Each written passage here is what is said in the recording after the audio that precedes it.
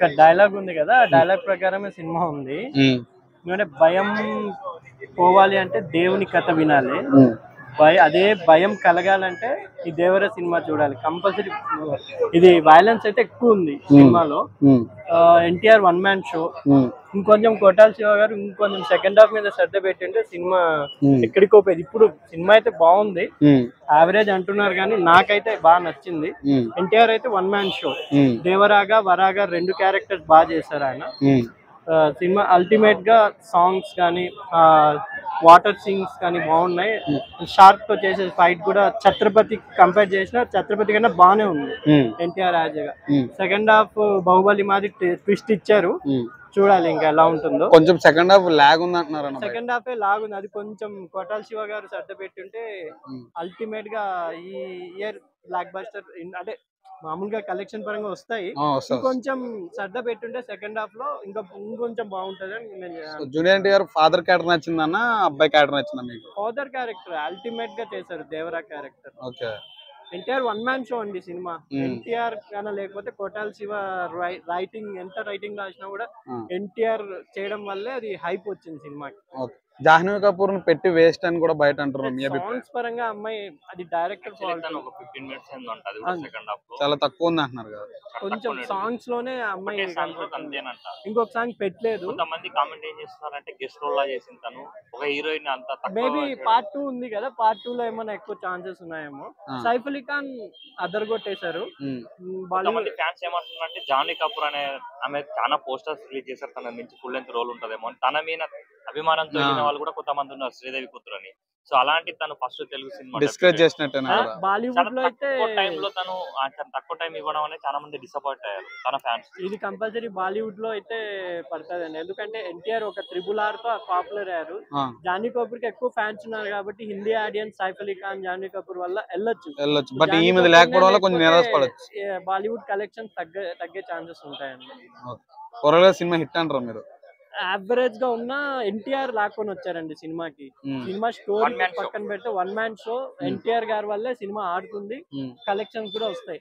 ఎన్టీఆర్ గారి best career లో one of the best character Devara అని చెప్పొచ్చు. గెటప్ సీన్ పెట్టే ఉపయోగం ఉందా, పెట్టకపోతున్నా పర్లేదు? కొంచెం కామెడీ ఉంది, సెకండ్ హాఫ్ లో ఎక్కువ ఉండొచ్చు. ఎక్కువ దేవరా మీద కాన్సన్ట్రేట్ చేశారు కొట్టాల శివ గారు, దేవరా క్యారెక్టర్ మీద.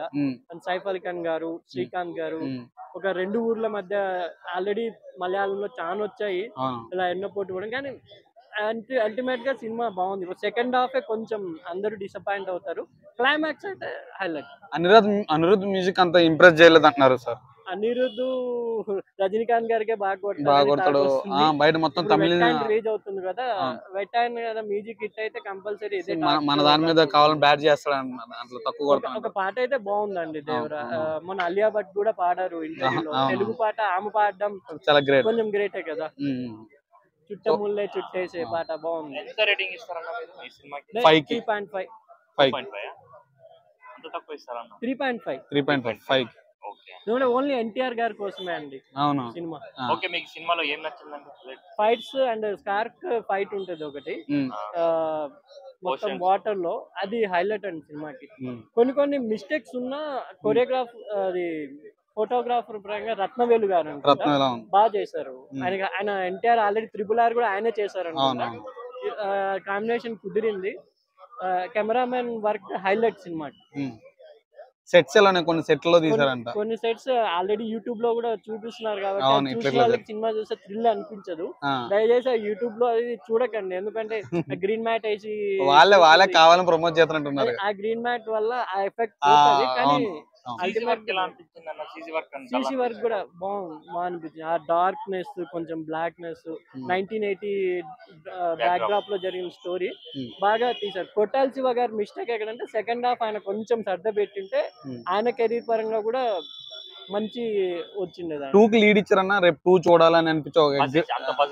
ఇప్పుడు ఎంత అంటే రాజమౌళి గారి ఫార్మేటే ఫాలో అయినట్టు అండి, ఎందుకంటే ఎవరు చంపారు పెద్ద ఆయన్ని, వాళ్ళ కొడుకే చంపాడు. నేను చెప్పకూడదు ఎందుకంటే ఇంకా సినిమా ఆల్రెడీ చాలా వచ్చిన ఎందుకు చంపారు అనేది క్వశ్చన్ మార్క్ పెట్టేశారండి. ఆ బస్ జనరేట్ అయింది నెక్స్ట్ పార్ట్ చూడాలని అయింది కానీ కొంతమంది ఎన్టీఆర్ గారి ఫ్యాన్స్ సినిమా బాగాలేదని ప్రచారం చేస్తున్నారు, ఎందుకో తెలీదు. కానీ సినిమా అల్టిమేట్ గా ఎన్టీఆర్ గారి కోసం చూడొచ్చు. కొన్ని సీన్స్ అయితే అల్టిమేట్ గా తీశారు కోటాల శివ గారు. కొంచెం స్టోరీ పరంగా కథనం పరంగా ఇంకొంచెం శ్రద్ధ పెట్టింటే బాగుందని నేను కోరుకుంటున్నాను.